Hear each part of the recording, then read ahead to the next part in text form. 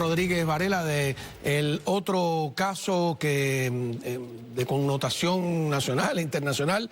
Ese es un ex marín, recuerdan el hecho, estaba en el metro, había un hombre totalmente fuera, un homeless bastante agresivo, él lo abracó por el cuello, el hombre murió, ha sido absuelto y por supuesto la familia están diciendo que es racista, que hay que luchar contra los blancos que se absuelven entre sí mismos.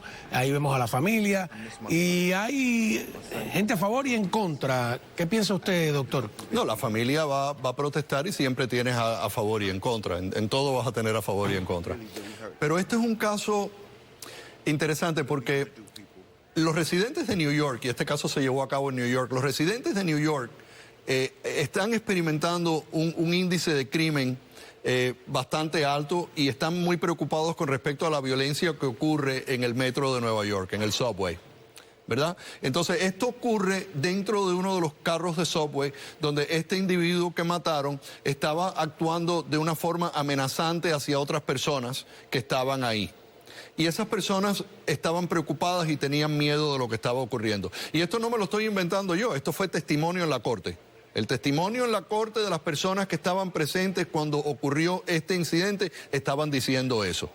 Entonces, este muchacho actúa de una manera para defender a esas personas y agarra al individuo y lo mantiene hasta que para el lugar, el tren, en un lugar donde se bajan los demás y llega la policía y entonces ahí le había causado la muerte a este individuo. Entonces, este muchacho es un marine, actuó con una justificación, la justificación de proteger a otras personas de un peligro inminente basado en las amenazas que estaban dándose lugar en ese momento.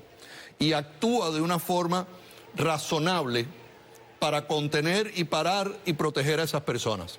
Entonces, Alvin Bragg lo acusa de manslaughter, de asesinato culposo.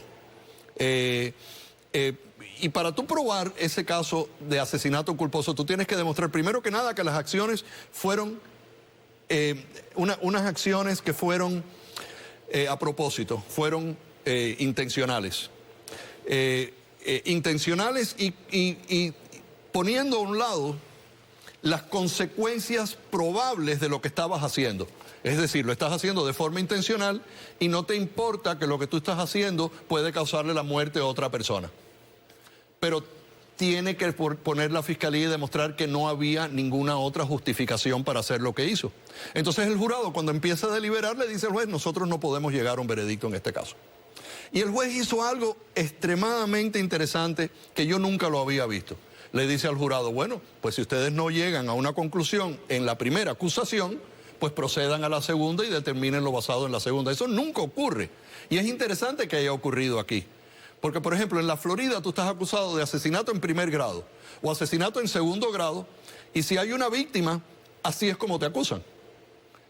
Y dan después una lectura a cargos inferiores que si el jurado no puede llegar a una determinación, el cargo principal, pueden deliberar y encontrarlo culpable de casos menores incluidos en la definición del primer crimen, que son menos serios.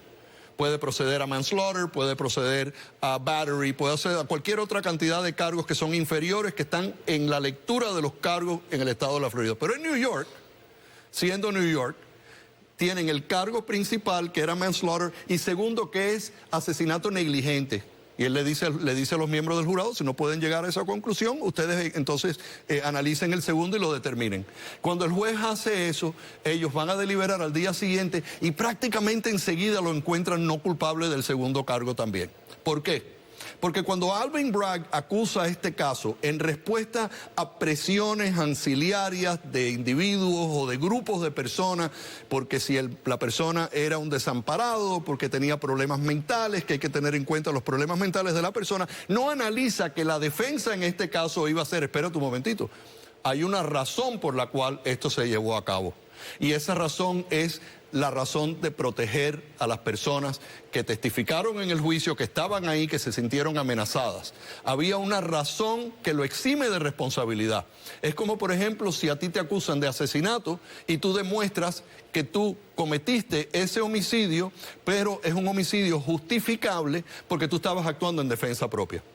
Y la defensa propia incluye la defensa propia tuya, incluye también defensa de otras personas. Por lo tanto, la defensa propia puede ser colectiva. La defensa propia puede ser yo me estoy defendiendo yo o te estoy defendiendo a ti. Pero tiene que ser razonable el uso de fuerza. Tú tienes que probar esa defensa y en este caso ellos a través del testimonio de los que estaban allí y a través de las circunstancias que se vieron en el caso, demostraron que había una razón por la cual él había actuado así. Entonces a mí me parece que los miembros del jurado estaban luchando con eso. Por eso no pudieron llegar a la culpabilidad en el primer cargo y cuando empezaron a analizar el segundo cargo es básicamente lo mismo. Hay una justificación por la cual Penny, el acusado, agarra a este señor y no es que haya sido una negligencia. Él intencionó agarrarlo, pero había una justificación y por eso es que el jurado lo exime de responsabilidad. ¿Usted cree que lo mató intencionalmente? Yo creo que lo trató de aguantar. ¿Y se le fue la mano? Y se le fue la mano.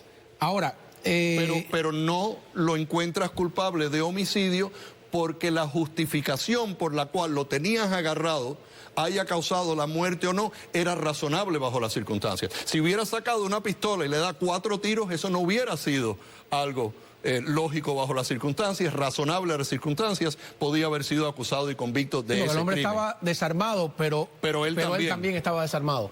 Ahora, qué interesante cómo funciona, porque la gente está diciendo, bueno, fue en Nueva York, porque esto se ha vuelto también, esto está dentro del esquema republicano, demócrata, ex-marine, qué sé yo, el racismo, está en la disputa política lo sucedido. Sí, sí. Y no fue en la Florida donde lo jugaron, fue en Nueva York, no, pero, con jurado demócrata, con... No, pero es que yo creo que, mira, no podemos mezclar las dos casos, porque, por ejemplo, tú tienes en el caso de Trump, es otra serie de factores. Ajá. Pero Penny no es Trump. Y el jurado de Nueva York está viendo esta circunstancia y diciendo, mira, si esto ocurre en un tren donde han ocurrido tiroteos, asaltos, acosos sexuales, todo tipo de crimen ha ocurrido dentro de esos trenes del subway de Nueva York. Entonces la gente pues está en el subway de Nueva York, pero está preocupado, y es algo que ocurre. La gente está muy consciente de que está en un lugar donde han pasado ciertas cosas. Entonces ocurre esto, el señor Penny reacciona. ¿Y tú crees que es lógico acusar a esta persona de esos crímenes cuando tú sabes que las personas que están dentro de ese tren se sintieron amenazadas? Esto es una decisión que se toma de nuevo, basado en presiones ancillarias al caso.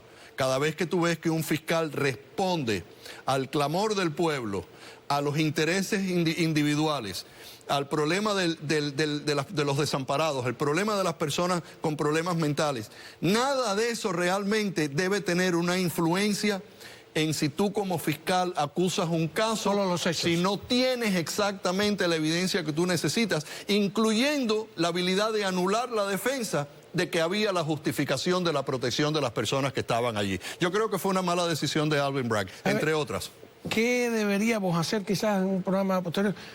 Hablar, porque con el caso del Tiger, que la gente me va a opinar, ¿cuántos tipos de asesinatos hay en la ley estadounidense o por estado? Me imagino que ¿cuántos tipos de homicidios? Porque aquí veo asesinato culposo, asesinato negligente, o sea... Sí, pero diferentes estados tienen diferentes jerarquías de crímenes. Hacerlo, ¿no? En la Florida, o sea, claro, cuando quieras lo hacemos. Ajá, asesinato premeditado, que me imagino... Tienes asesinato en primer grado, asesinato en segundo grado, tienes manslaughter, ¿okay? Tienes eso, pero no tienes niveles. No tienes asesinato en primer grado, puede ser un asesinato premeditado que ocurre entre una persona y la víctima, ocurre durante el transcurso de un crimen enumerado. puede ser asesinato primer grado, felony murder. O sea, hay toda una serie de análisis que se hacen dentro de cada uno de esos cargos, que es lo que la Fiscalía tiene que demostrar a exclusión de una duda razonable. Voy a preparar las preguntas. Por ejemplo, si existe el delito de masacre o te juzgan muerto por muerto. Todo eso es curioso, ¿no? Vamos a verlo, aprendiendo un poco de las leyes. Todos deberíamos leernos el Código Penal para saber, pero la verdad es que ninguno lo hacemos.